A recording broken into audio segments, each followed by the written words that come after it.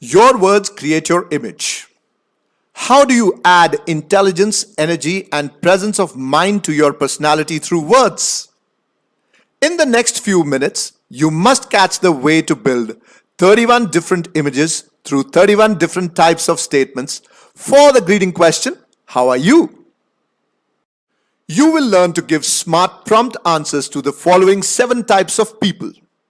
The demotivated ones. Your answers are going to pump them up. The egoistic ones who pick up fights everywhere, and your answers will create a cordial atmosphere. The good Samaritans who help everyone everywhere. The commoners who require a mild amount of motivation. Then the legendary people.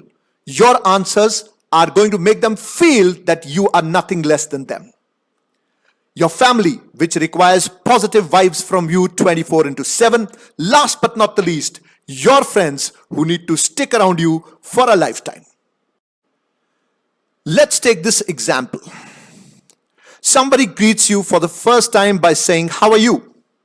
And if you give a prompt, high-tone, smiling reply, "In flying colors, sir," instead of the usual lean and boring, "I'm fine," this reply is enough to tell the other person that you are a go-getter and everyone in the world wants to be with such people. Welcome to Orators Win. We groom aspirants into not just impressing through conversation, but also creating a lasting image through words. Our USP is a complete makeover of your personality. As and when you keep watching our videos and sessions, you would find a stark change in your personality as such. We believe in carving a great person out of a commoner.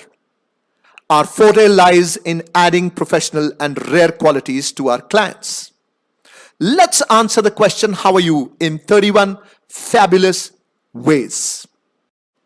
How do you give a cordial reply for the greeting, "How are you?" to egoistic people?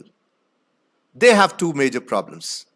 They look down upon everyone and they can pick up a fight against anyone.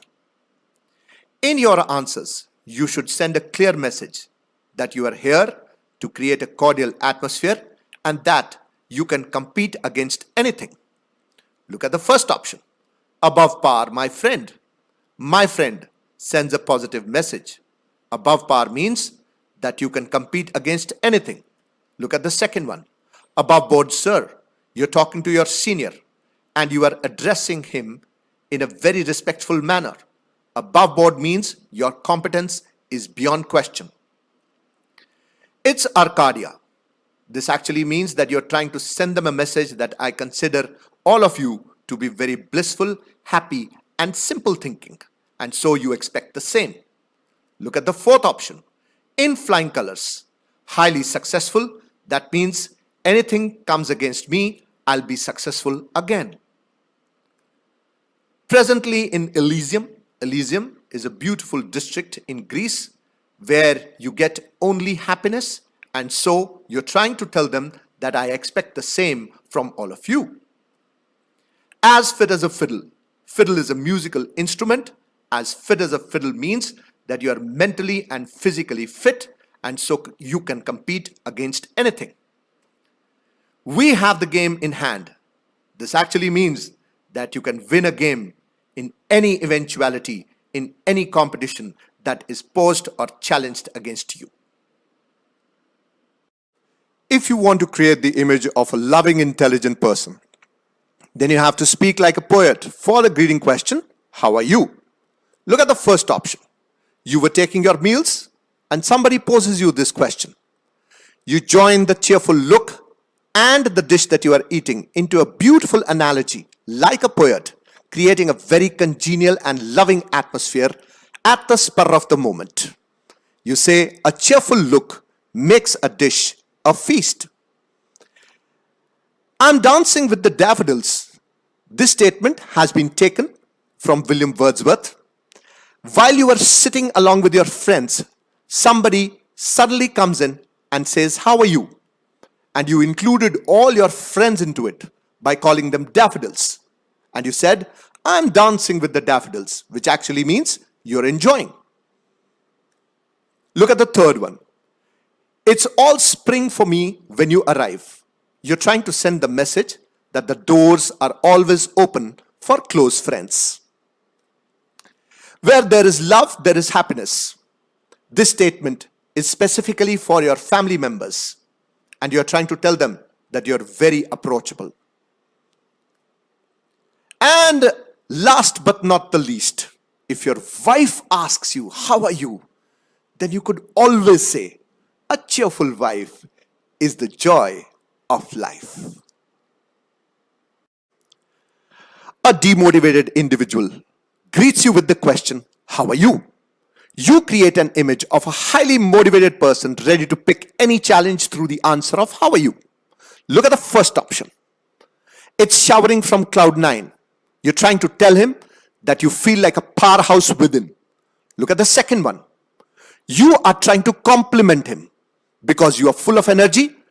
You indirectly are trying to say that it is your presence which empowers me by giving the reply, "Over the moon with pulse like you."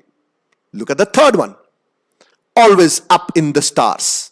You know that this demotivated individual is always trying to find help from someone or the other.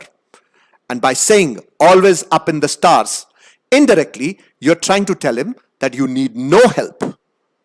And then you have the fourth option, having a bash in the party called life, which means I can do whatever I want to. Why?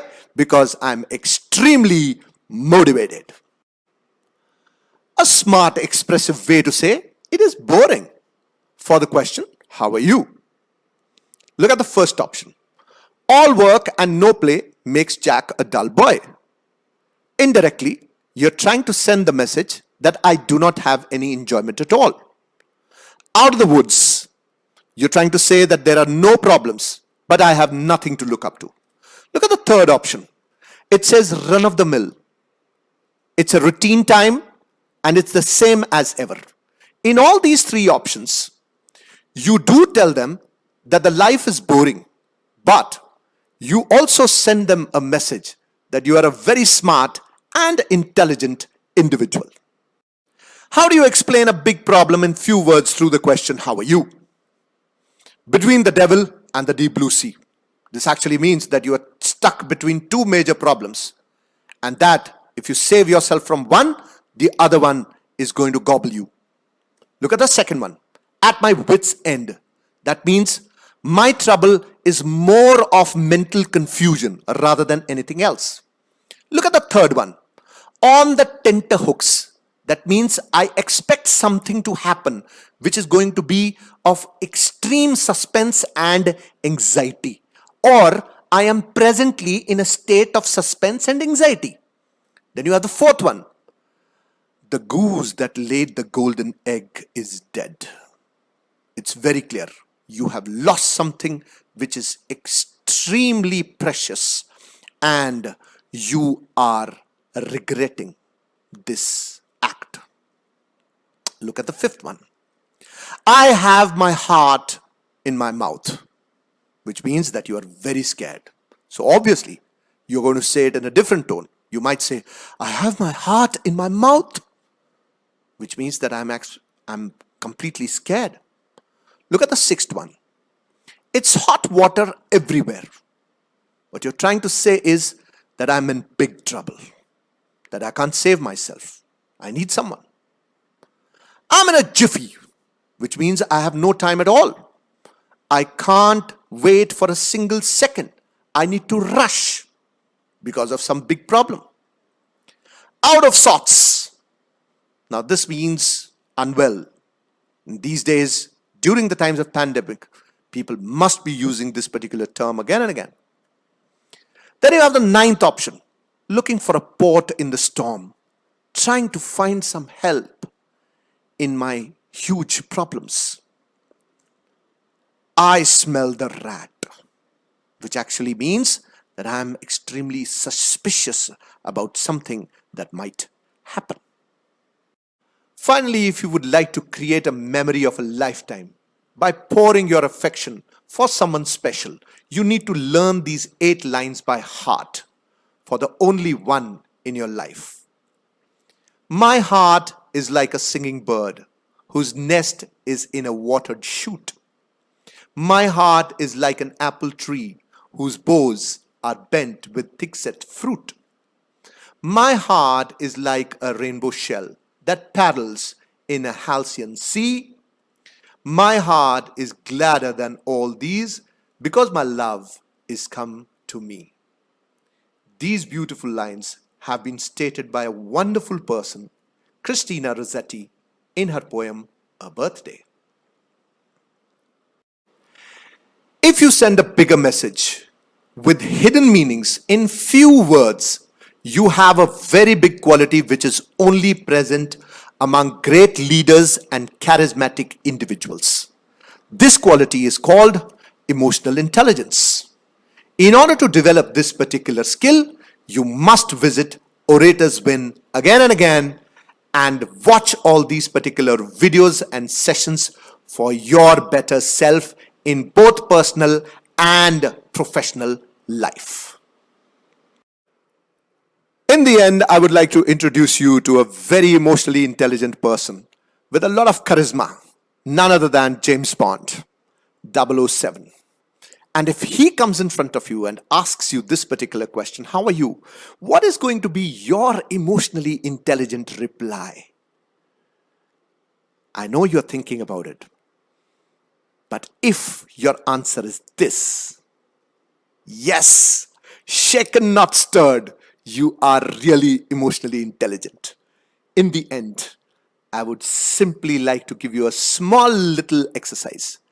Tell us in the comments below that in how many different ways can you ask the question, how are you? Please post all your answers ASAP so that we can give you a perfect reply. Thank you so much. I hope you enjoyed the whole thing. See you next time.